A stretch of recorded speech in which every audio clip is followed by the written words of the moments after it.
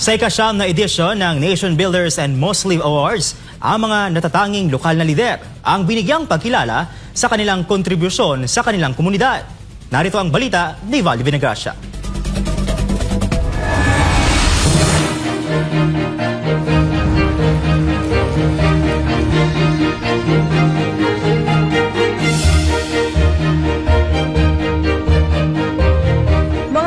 Leader na handang magsakripisyo para sa kanilang komunidad ang bida sa katatapos lang ng 9th Nation Builders and Must Live Awards sa Okada, Manila. Sa ika-9 na edisyon ng parangal, 79 na natatanging awardees ang kinilala na tila simbolo ng patuloy na paglago, dedikasyon at malasakit sa bayan.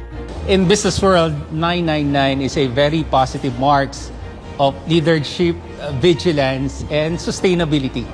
So it's a good number. But again, for this year, we focus more in celebration, in recognizing the grassroots all over the Philippines. Mind you, this is the first time that we screened 42,000 barangay all over the Philippines. Ayon kay Ginoong Rosete, ito ang kauna-una pagkakataon na nagsagawa sila ng screening sa 42,000 barangay sa buong Pilipinas. Kaya naman lubos ang pasasalamat ni Barangay Captain Winston Pepito na ngayon Acting Vice Mayor ng Cebu City sa pagkilala sa kanyang mga naging kontribusyon sa komunidad. Ayon kay Pepito, bagamat 1 taon pa lamang siyang nanungkulan bilang punong barangay, tiniyak niyang marami siyang nagawa para sa ikagiginhawa ng kanyang barangay na ngayon ay maaari na rin niyang mapalawig sa buong syudad kung bibigyan ng pagkakataon.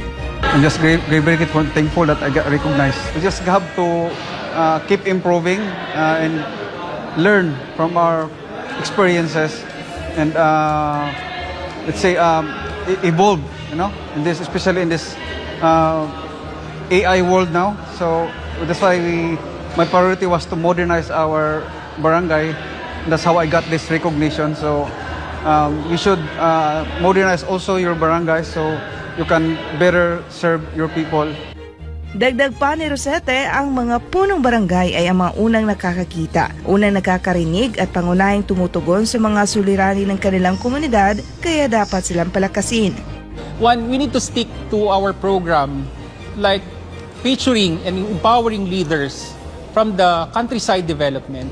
Mind you, if the national government didn't perform, we therefore have a backup from barangay level who can actually operate the system in a community. Remember, the smallest unit of our governance is barangay. So we need to empower barangay in any forms of transitions.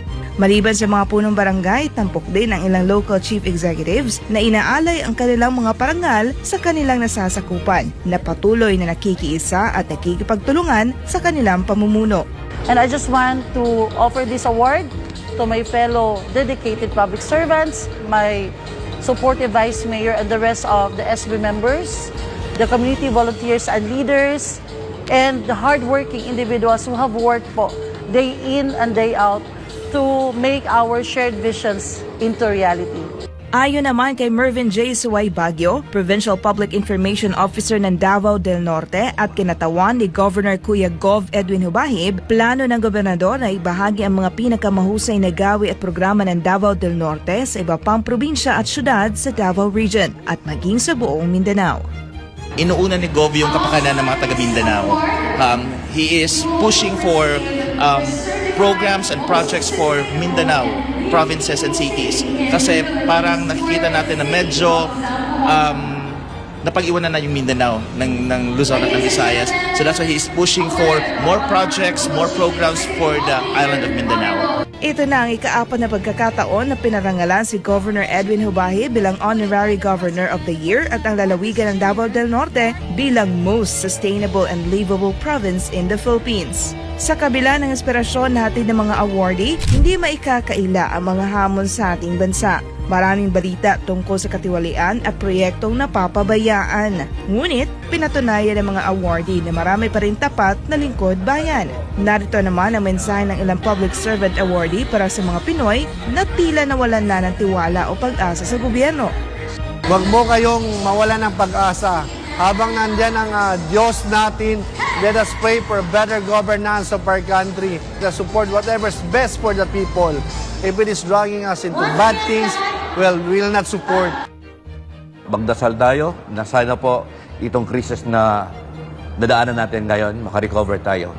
Walang imposible sa cooperation natin. Bangon lang ng bangon.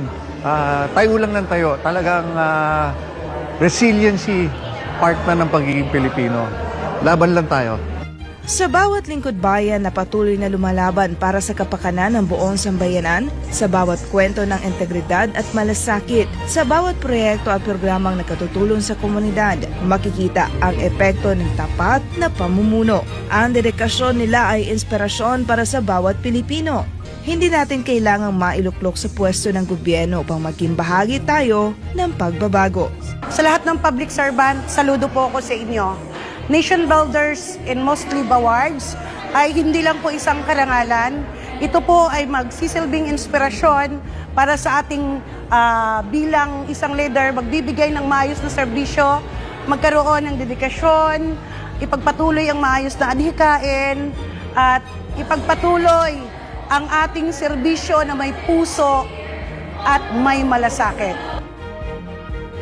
Big gratitude to the organizers and obviously Mr. Kenneth and Mr. Carl for putting together this incredible, remarkable event po na talagang full-studded po. And for the honorees, for the awardees, keep on doing what you do best. Sa pagtutulungan ng bawat isa, mas magiging sustainable, maayos at matibay ang ating bansa. Ang 9th Nation Builders and Muslim Awards ay patunay na may pag-asa pa ang Pilipinas. Para sa Diyos at sa Pilipinas, kung mahal, ako si Val Divina Gracia, SMNA News.